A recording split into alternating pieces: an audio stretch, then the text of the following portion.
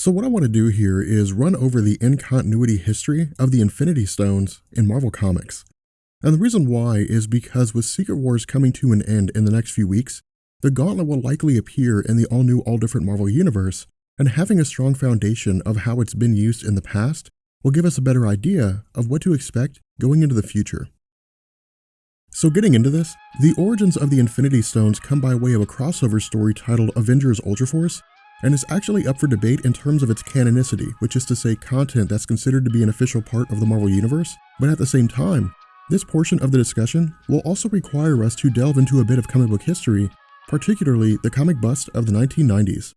So comic book collecting has a long-standing history in the industry and has been done for several reasons. Prior to the 1970s, the collection of comics was largely based on the popularity of particular characters, stories, and concepts, including the introductions of superheroes in 1938's Action Comics #1, the true crime genre with 1942's Crime Does Not Pay, and the true love genre with 1947's Young Romance #1. Conversely, collecting during this time period was only usually engaged in by hardcore fans of the industry, looking to simply hold on to these various publications for the sake of posterity, or else sell them to other collectors who were missing out these particular issues. However, with the advent of the Comic Buyer's Guide in 1971, which began to provide a monetary value for stories like the death of Gwen Stacy and the soft relaunch of Superman in issue number 233 under Julius Schwartz, both Marvel and DC, as well as fans, began to recognize the fledgling demand for comics that were only available as collector's items, accessible through specialty shops that focused heavily on limited publications and, by extension, were worth large amounts of money. Looking to capitalize on this market in addition to the normal influx of profit derived from the sales of standard comics, by the mid to late 1980s, both Marvel and DC, alongside smaller publishers, began the process of creating titles with unique features geared towards collectors that drove a higher premium in comparison to their standard issue counterparts. As an example, the first comic to receive a variant cover was the Man of Steel #1 by John Byrne, the first in a 6-part limited series designed to retell the origins of Superman for the post-Crisis on Infinite Earths continuity. Because it sold so well, this combined with the revolutionary idea of DC rebooting its continuity led to fans purchasing multiple copies of a single issue or series in the hopes that it would increase in value over time. As a byproduct, with Marvel and DC unable to differentiate between those who bought 5 copies and those who bought 1, and that the information they received from retailers was that they had simply sold a high amount of copies, by the mid-1990s following the death of Superman and the Nightfall story arcs, Marvel and DC, as well as other publishers, have been flooding the market with an excess of specialty comics under the belief that the comic industry was more popular than it truly was. Now during this time, a 1985 graduate of Denver University named Scott Mitchell Rosenberg looked to break into the comic book industry by creating his own publishing house in the form of Malibu Comics with their own continuity referred to as the Ultraverse. However, where Malibu fell short of both DC and Marvel regarding their popularity and success, in 1992 during the rise of the independent publishers following the formation of Image by Todd McFarlane, Jim Lee, and Rob Liefeld, Malibu gained a bit more success with titles like The Men in Black, The Nightman, Exiles, and Black September. And so where fans of the comic industry had nearly bankrupted the market by creating the illusion of high sales, while Marvel, DC, Image, and a handful of others survived the near collapse, Malibu didn't. However, because some of Malibu's titles were still relatively popular, in 1994, Marvel acquired Malibu while creating a series of stories which crossed their respective universes over with one another in the hopes of finding success for Malibu's publications with the Marvel fan base. And so having said all of that, Avengers Ultraforce #1 was written by Glenn Herdling and drawn by Angel Messina and MC Wyman. Centering on the actions of a being named Rune from the Ultraverse traveling to the Earth 616 dimension and stealing the Infinity Stones, when they were taken to his native dimension, the Avengers were assembled along with the heroes of the Ultraverse continuity for the purpose of reacquiring the gems and returning them to their rightful place. Now, where the conclusion of the event would see their goal achieved, during the story it was revealed that prior to the creation of all things in the Marvel Universe, there was a singular being named Nemesis. As the only thing in existence at the time, Nemesis functioned with the desire to create and build universes. However, for reasons unexplained in the story, Nemesis split itself into fragments which became the Infinity Gems. In addition to this, the crossover established the existence of a 7th gem called Ego, which functioned as a sentience of Nemesis and a means to control the others, and where the purpose of this was to create legitimacy for the story and the development of Nemesis as a villain, it failed to attract fans, and at the story's conclusion, the Infinity Gems were returned to the Marvel Universe, and the Ego Gem was destroyed. However, by combining the information provided here with the 1990s story Thanos Quest, we can piece together the origins of the gems in stating that when Nemesis had split itself into the gems due to the feeling of loneliness, its actions created the multiverse as we know it in Marvel Comics, including a set of gems in each continuity. Now jumping to 1972 with the first chronological appearance of the gems in Marvel Premiere number 1, this story served a dual purpose by not only introducing the gems, but also providing Adam Warlock with his first story outside of the publications of existing characters. Winding the clock back to 1967 with Fantastic Four issues 66 and 67, Adam Warlock originally appeared as an experiment at the hands of a group called the Enclave, which was composed of several genius-level scientists bent on world domination. However, within the story, the Fantastic Four had made their way into the base of the Enclave, discovered Adam's cocoon, and after he emerged, a short battle ensued, at which point he simply took off, with no explanation of where he went. Now because the Fantastic Four existed as Marvel's top-selling comic next to Spider-Man during the late 1960s, the title served to expose readers to new characters and teams, but also maintain the element of real-world stories. Where the appearance of Adam Warlock sparked interest in fans in that there wasn't so much of a high demand for his return as there was a passing curiosity, Adam appeared for a second time 2 years later in Thor issues 165 and 167 in 1969. During this story, the popularity of Warlock reached greater heights in that he was demonstrated as capable of going toe-to-toe with Thor in his effort to take Sif as a bride. Where the story eventually saw Adam's defeat by way of entering his cocoon form in order to recover from his injuries after battling Thor, a being with strength of that magnitude drove fans to demand further adventures involving Adam. And so following this, because these early appearances of Warlock were designed to test fan curiosity rather than flesh out his character, with Marvel Premiere introduced to operate as a testbed for new characters who didn't warrant a title, issue number 1 saw a wholesale revamp of Adam under the control of writer Roy Thomas and artist Gil Kane. Where he had previously been depicted as a being looking to find his place in the pantheon of life within the Marvel Universe, in Marvel Premiere, Roy Thomas reintroduced Warlock as a Christ-like figure, which began the trend of him appearing during times of extreme need within the Marvel Universe. Told from the perspective of an alien named Sphinxer whose history remains ambiguous but who operated as an agent of the Beyonders, the history of Adam regarding his original creation, discovery by the Fantastic Four, and escape is retold. In addition to this, his battle with Thor is recounted in terms of his attempt to acquire Sif as a bride. However, what we're also told is that following his escape from Thor and return to the depths of space, he was eventually discovered and captured by the High Evolutionary. Now to sidetrack for a second, the High Evolutionary was formerly a man named Herbert Wyndham, who had attained the key to manipulating the human genome by way of the Inhumans, and in doing so, began the process of creating artificial life and enhancing his own genetic structure, allowing for powers on par with Galactus. Taking to the outlying Serbian territory of Transia in the Wundagore Mountains, the ultimate project of the High Evolutionary came to fruition with its development of Counter-Earth, another version of the Earth on the opposite side of the Sun that was allowed to evolve in the same fashion as our own. However, over the course of its development, one of the High Evolutionary's creations called Man-Beast had seized control of the planet and made it his own, and during the initial battle between Man-Beast and the High Evolutionary, Adam Warlock watched on from his cocoon. After realizing that the death of the High Evolutionary would come with a full-on invasion of Earth from the Counter-Earth inhabitants, Warlock chose to intervene by emerging from his cocoon and battling Man-Beast. Where Man-Beast and his forces were successfully able to retreat, in an effort to wipe out his forces and continue to allow Counter-Earth to function normally, Adam Warlock was tasked with facing off against Man-Beast and provided the Soul Gem to achieve his goal. Now in terms of its history, we're not actually provided any information on the time between the dispersion of the gems following the suicide of Nemesis and this particular story. Instead, the High Evolutionary simply has the gem and gives it to Warlock. Following this, where Adam was successful in defeating Man-Beast and restoring the normal evolution of Counter-Earth and its inhabitants, the Soul Gem became an intricate part of his character's history by allowing Adam to develop a home of sorts within Soul World, a pocket universe housed within the Soul Gem, inhabited by the various souls that it's consumed over the course of its existence. Now regarding the other gems of the mind, power, time, space, and reality, these artifacts first appeared during the two-part story Death Watch covered in Avengers Annual Number 7 and Marvel 2-in-1 Annual Number 2.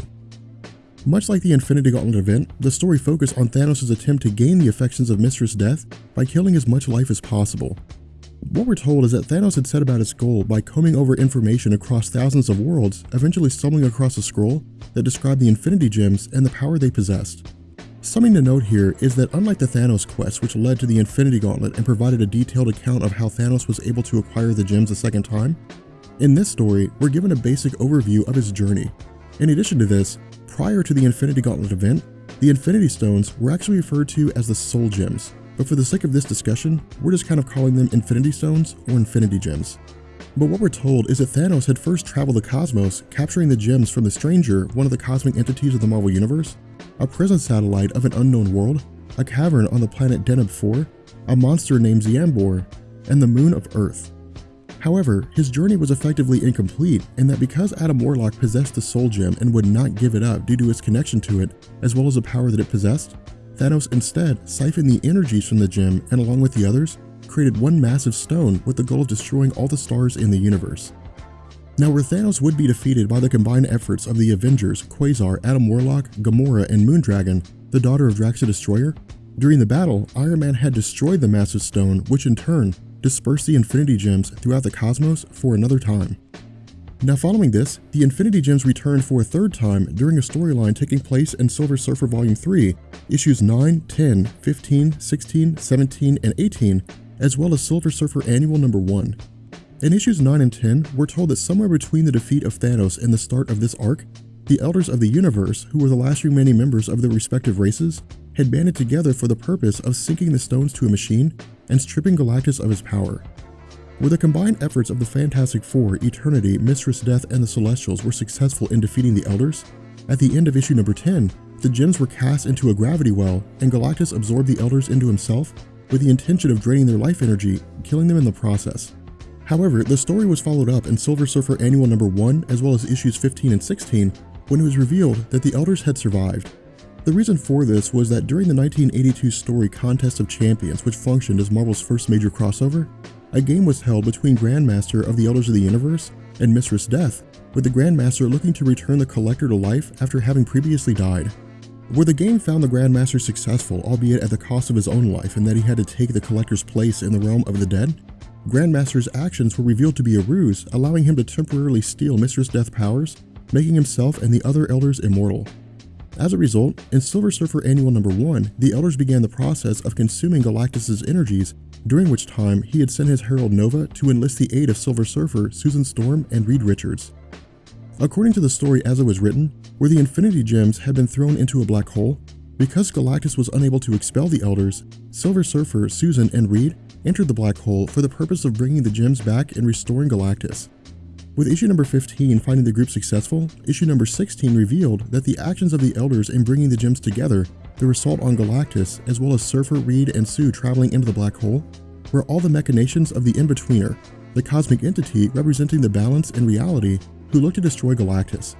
Following this, Susan and Reed were able to make contact with the cosmic entities Master Order and Lord Chaos, who had created the In-Betweener, during which time the entities removed the Elders from Galactus, after which they confined the In-Betweener to a prison at the nexus point of all realities.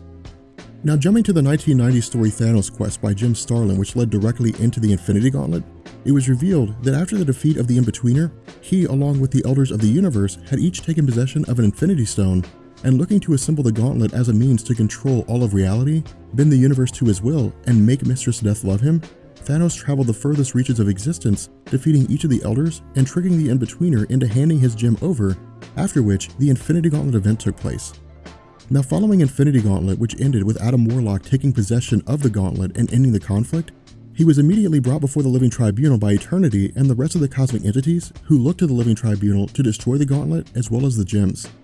Refusing to do so, the Living Tribunal instead disabled the gems from working together, ordered Adam to disassemble the Gauntlet, and spread the gems among those individuals who would hold them but never use them.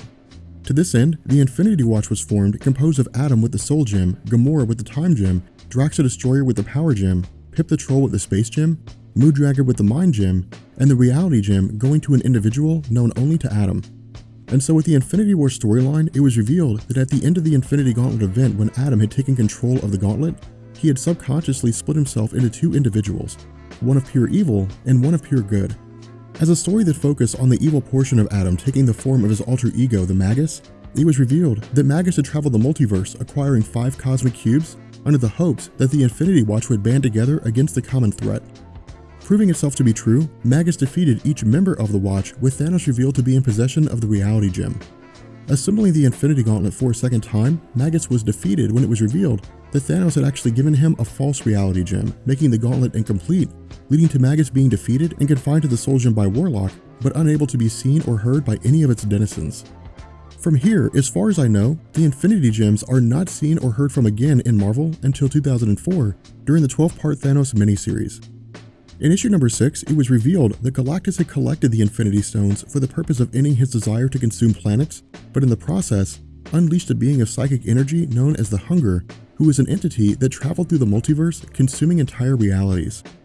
Revealing that the plan of Hunger was to use Galactus as a means to open a dimensional doorway allowing for its entrance into the Earth-616 continuity, Thanos intervened, assembled the gems, destroyed Hunger, after which the gems were cast throughout the universe save for the Soul Stone, which was then restored to Adam Warlock, who had been in a comatose state since the end of Infinity War. Now following this, the Power Gem had supposedly fallen into the hands of She-Hulk during issues 9, 10, and 11 of her solo series, but I can't actually find any information on this line of comics, so I won't swear to it. But what we do know is that after the incident with Thanos, during the 5-issue New Avengers branch-off series titled Illuminati, which focused on the group's actions over the course of their existence, under Brian Michael Bendis, it was established in issue number 2 that Reed Richards had come into possession of the Gauntlet and successfully attained 3 of the 6 gems. In addition to this, it was recognized that where previously the gems were believed to simply exist as items of extreme power, that in truth they had actually communicated with each other, allowing for the possessor of one gem to acquire the remaining 5 by leading the wielder to their locations. However, because the Infinity Gauntlet event established that no one is immune to the overwhelming power that comes with the Gauntlet, when it was fully assembled by the Illuminati, Reed was visited by Uatu the Watcher, stating that his intention was to use the Gauntlet's full power to destroy the Gauntlet itself and ensure the safety of the universe. When his efforts proved to be unsuccessful, he acquiesced to the Watcher, agreeing to remove the Gauntlet and handing the gems over to each member of the Illuminati for safekeeping. Now, something I want to point out here is that Reed himself was not immune to the influence of the Gauntlet's power, and had actually expressed a desire to keep it for himself. However, the indication here by Charles Xavier at the end of the story was that he effectively forced Reed to give up the Gauntlet by manipulating his mind. But regardless, prior to the collapse of the multiverse and during Jonathan Hickman's run of Avengers and New Avengers, the gems reappeared for the final time before Secret Wars when the Earth-616 continuity was met with its first incursive Earth and potential destruction. During the events of New Avengers Volume 3, Issue number 3, the Gauntlet was reassembled by Captain America and the Illuminati, who attempted to use it to stop the incursion, during which time the stones were destroyed, with the exception of the Time Gem, which began to send Captain America forward through time, where he met Franklin Richards in the future, learning that the end of all things could not be stopped. With that being said, we're going to bring this video to an end, and let me know how you guys feel down in the comments section about these artifact kind of videos, where we literally just run over the chronological history of different artifacts in Marvel Comics. And I will catch you guys later. Peace.